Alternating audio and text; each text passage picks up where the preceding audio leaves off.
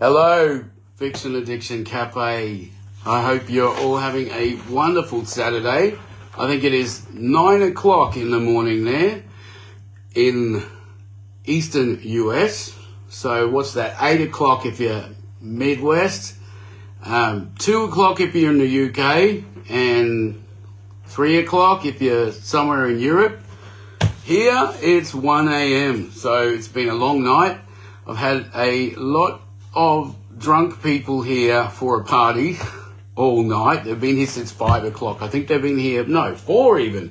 They've been here for 9 hours now. So sober, boring me has been working online, getting everything ready for the party, and I am really happy that you're all joining us here.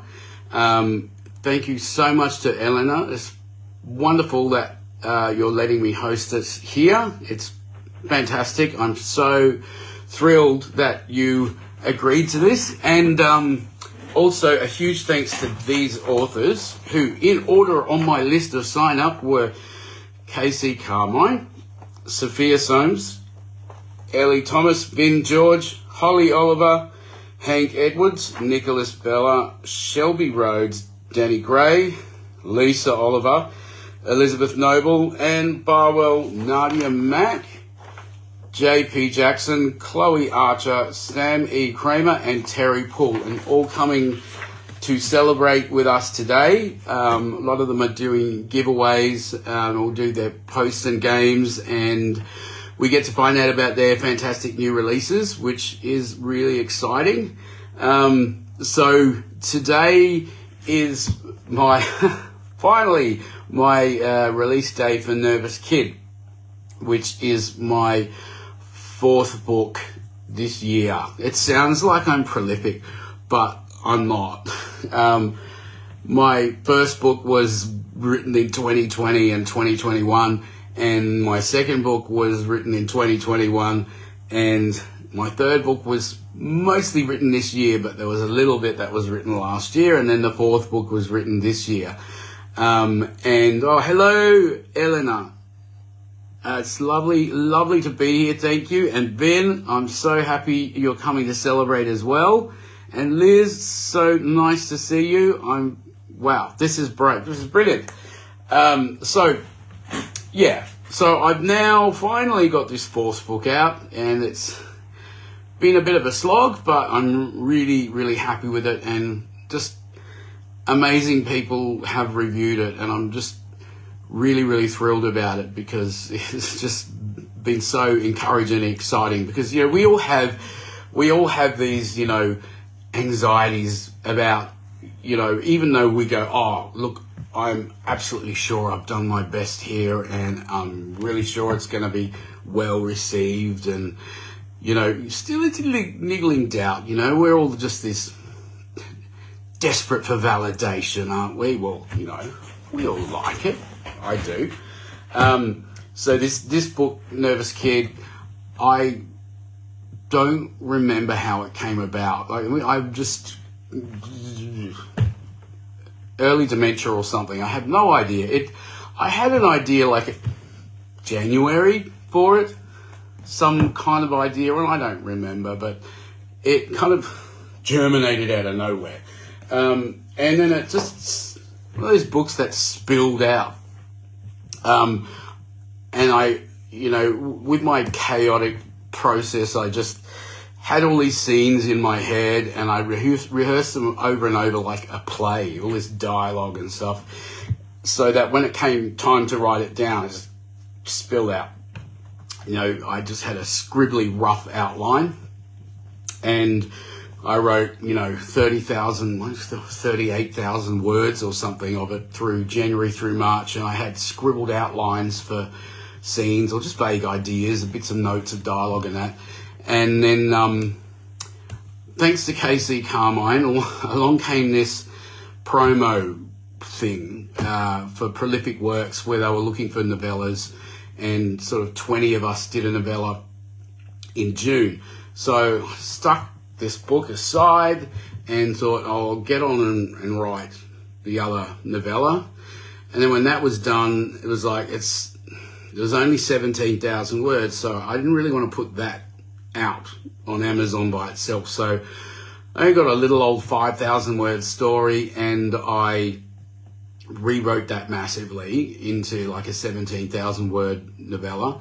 And then I did like a novelette, like a 9,000 word novelette as well. And that ended up being, this book. So this is, and it's going to be back to front for you guys. One Night Stand with this lovely model on side. It's fantastic. It's what have I got here? Guest requests. Allow people here. I don't even, how do we do this? I don't know what this is. Sorry, I'm terribly blind, and I mean that in a legal sense. It's way more than 90% lost now. So I'm going to be squinting a lot. This book, One Night Stand, was basically the 3 short pieces all together. And the first one was Bear Affair, which was basically the lead character from 2 of my novels, Hound and The Lookout. So they both, the guys that star in each one, had an affair before the start of the book. And Bear Affair was the prequel, basically. So I wrote that relationship because I was talking to a lovely member called Deb Setrak. She's just fabulous, love her to bits, and she kind of convinced me that maybe I should write it because it's bittersweet. Bear Affair. It's kind of upsetting in a way. Like I did a test recording for the audio book, and here's me like virtually sobbing away while I read it, which is kind of embarrassing, but oh well. And because they find their love in the other books, they can't end up together. So that was the prequel, and yeah, it's the only one that I've written where the leads don't end up together. But that's being a prequel. They do. They find their forever men in the next books. And then the second novella in this is Blinder, and I based the blindness aspects of this on my own experience, having lost the same amount of blindness as the lead character in this.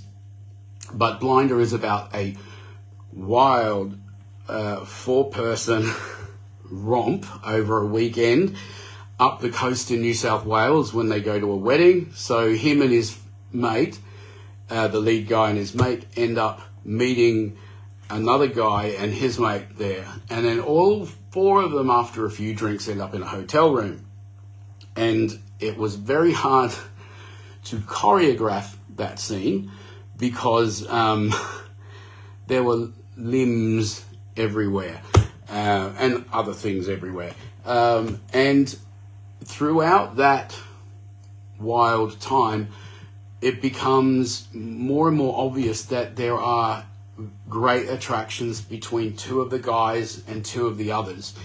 And by the end of it, we can tell that they are going to have wonderful relationships after it. So that was kind of like an uplifting counterpart for the second story. And the third story in this, once again, it's related to Hound. It's called Bourbon and Cigarettes, which is actually a nickname the guy gives to his smoky-voiced therapist, who's this she's kind of this unorthodox sort of androgynous lesbian psychotherapist.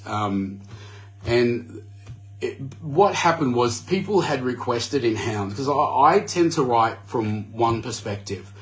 The stories I write rely heavily on real life. I want the characters to be as real as possible. And when we're in a relationship, we don't ever truly know what our partner is thinking. We can trust them and we can talk to them and they can tell us things, but we do keep parts of ourselves private. And sometimes we don't communicate the best we can. And so when you write that kind of story from one perspective, that to me makes it very real, because as a reader, we don't know any more than that lead person does about what is going on in their partner's mind. And that kind of miscommunication. Whereas, let's say you're reading a more, say, traditional romance, there's a lot of dual point of view. It's more in line with what you would read with a romance, because you love to sort of know where both people are coming from. I think just with the way I've been writing on it, in what we would call grunge lit here in Australia, I think you'd call it, in America, I can't, there's several terms in America, and now I've forgotten them all. And kitchen sink realism in the UK, but it's basically you want things to be very close to real life. As a writer, you don't ask yourself, would this upset anybody? What you do is you ask yourself, would this happen in a real gay relationship, or whatever relationship you're writing about? Would it happen in a real one? And if it's something you're inspired to write and you can answer yes to that, that means you're on the right track. And please excuse that this is the drunken party people that are leaving at my house, and have chosen right now to leave rather raucously. So I might just have to talk over the top of them. Anyway, so I ask myself that question. Is it realistic? Would this happen in a relationship? Would this make my characters more real? Because to me, that's very important with what I'm doing. I want it to be like, you could know these people. This could happen to you. This could happen to your friend. Anyway, so I was talking about this. It's the drunken people.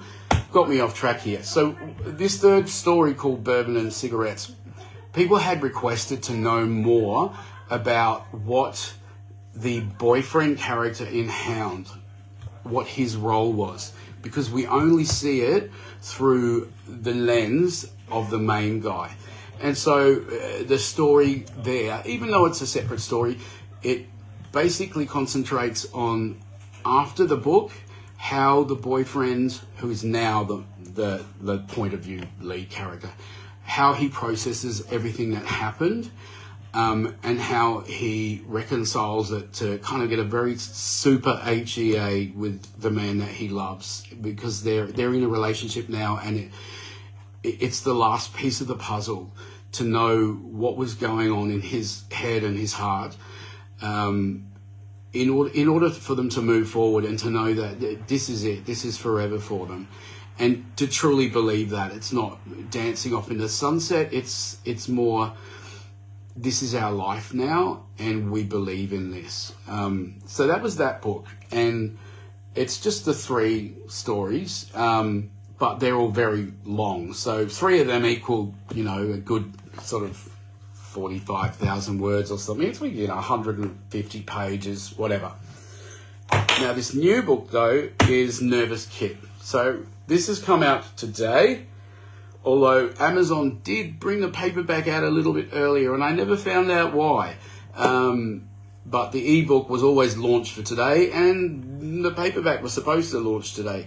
But that's all right. It's fine. It meant I got it here already, and I didn't have to order one of those horrible author proofs. Like you got to pay the same price, but it's got this big right across it going, not for resale, and that. It's like, no, I want a pristine new copy. So, yeah. And this one's a bit fatter. This is like, your 290-page novel or something. And it's got a beautiful tattooed up bear on it. He is just, I think he's really nice. This book is about, he's Ryan. Well, he's the model I chose to be Ryan. And Ryan is, it starts off when he's a child, and basically his mother shacks up with an old flame, and he meets him and his brother meet that guy and his son for the first time when he's like 14 and the other son is 16. And they, the mother and father the stepfather and the mother are living together.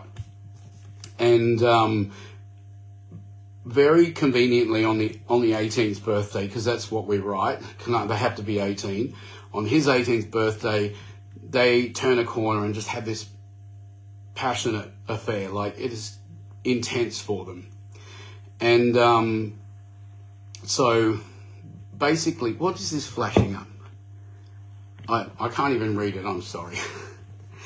There's a list of people here and I'm so happy you're there. Anyway, I'm losing the plot here. Oh, that's right, I was talking about. So they have this amazing affair. Now, the mother is a rather rash person who just runs with her feelings. So what had torn apart the first time, back when she'd originally been with the guy and she'd rekindled it 16 years later, it happens again. And there's a lot of resentment. The family just falls apart. And the two guys just don't see each other for 20 years. There's it's like a rift. So they end up meeting, basically one is 39 and the other one is 41. Over 21 years later. God, my math's terrible. And literally the attraction is still there. Like, so much has happened in their lives, but there's just this unstoppable thing that's happened to them. And I write this realistically. It sounds a bit far-fetched, but I promise you I make it plausible. And in the meantime, look, they've suffered a lot of things. Ryan here has had some terrible grief and loss, and he's found it very hard to move past that. He's kind of cut himself off from society. He just has a couple of friends, but he keeps to himself as a quiet person and quite reclusive in that way. Dominic, the other guy, he's basically struggled with his sexuality. He's bisexual. He's tried to just be straight. He's been in a monogamous marriage with a woman and had a son, but they've now separated. However, they're still living together for the son's sake. And Ryan and Dominic fall straight back into this mad, passionate affair. And it's quite difficult with them dealing with all of those intervening years and everything that's happened to them. So their challenge is to try and work through all of just the traumatic and awful things that have happened to them. I try and make it as true to life as possible. So they swear, they are very rough around the edges. They've had a rough upbringing. One of them left school early to become a builder, Ryan did. The other one is hyper intelligent. So even though he's from an immigrant family and he, had a fairly rough upbringing, he's managed to get through law school, do brilliantly, and has done quite well for himself. But yeah, they swear a lot. They're rough around the edges, and basically there's conflict in there, and it's realistic conflict, and sometimes it can be difficult for people to swallow, but it's very dramatically necessary. And in a way, if you can make it through all of those things, you do have a stronger relationship. So it's just been so wonderful. The encouraging reviews that I've read, it's just great. I read them over and over, and I was like, oh, I'm so blessed. I'm so fortunate. So this book is the one that's come out today, and I'm so excited about it. I am going to do a giveaway with this. I've put my posts like every 2 hours. So I'm at the beginning and the end of the party. There are loads, as I read out, this long list of authors that are going to be doing all their giveaways and their posts as well, which I'm really excited about. And then at the end, I'll have another giveaway post, and that's basically the other books. So the three that I talked about. So this One Night Stand book, which has the prequel and the postscript to Hound in it. Although, like I said, they're standalone. You can read them in order, with Hound sort of sandwiched in the middle. And Hound is the book about Gary, who is an artist who has living with bipolar disorder, and he's never had a relationship. He's turned 40. This is a conundrum that happens to a lot of gay men. They have a lot of casual affairs that are like anonymous or casual, and they then find it very difficult to form a close bond, like a close relationship with someone, because they just haven't developed those skills, and they've shied away from it, either because sex has been so freely available and there's been so many, potential partners everywhere, or in his case, having the tumultuous emotions associated, a lot of people find associated with bipolar disorder. He hasn't really felt like he could emotionally cope with all of the ups and downs and the intensity of a full-on relationship. But he suddenly meets somebody, this guy Jeff, who blows him away, and just everything changes for him. And it starts off explosively, and he is head over heels and so hopeful for this relationship.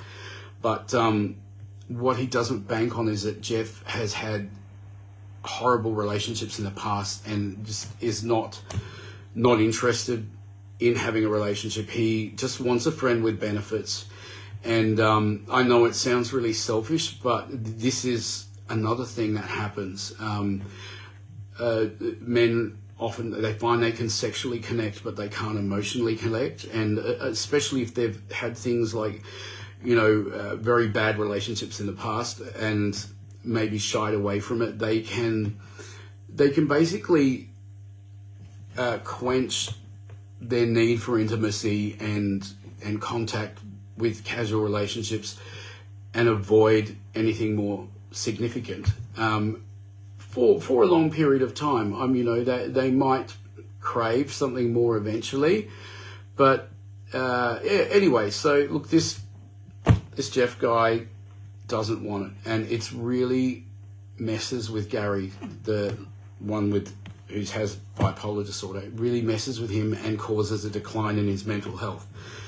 It does have a happy ending, and as I said in the subsequent story, it gets a super happy ending. That was Hound. Now, the last book is The Lookout, and there's been a bit of controversy about it because it is gay fiction. It's dramatic fiction. It's not a romance. It does end up with a very happy coupling at the end. But what it is three guys that all meet at the same time, moving into a flat, have this massive insta-lust, this months of incredible fun. But one of them's got a big secret and he's kept it from them, and it leads the whole thing to crumble, and it gets quite harrowing for them. And I brought in Gary, the man with bipolar disorder from Hound. I decided to write him in, not because I wanted it to be all sequely or whatever, but because the lead person in The Lookout, Angus, who was in Bear Affair with Gary, he needed a supportive friend and somebody that really understood what he was going through. So the lead guys from Hound make an appearance in The Lookout as in a sort of supporting and smaller roles as friends to kind of help him through the ordeal. And that's that one. Now, how long have I been going on for here? I have no idea. Let me just check the time. It's 1:25. So time is nearly up, and I probably bored you enough, but I'm just going to have a look here. I've got Nita. Oh, wow. lovely to see you, Nita, and I'm so excited that you got the book. J.S. Gray. Oh, God, J.S. Gray, you are so hilarious. Honestly, you are a funny man. God, you had me in stitches. Liz. Oh, yes, Liz, you're here. Oh, God, there's something keeps popping up here in front, and I want to read the comments. Tal, lovely to meet you, Tal. Tal's a new author that I'm going to go to his launch party for his new book 1 month from today on the 12th of December, and I'll be popping up to bother you all again there.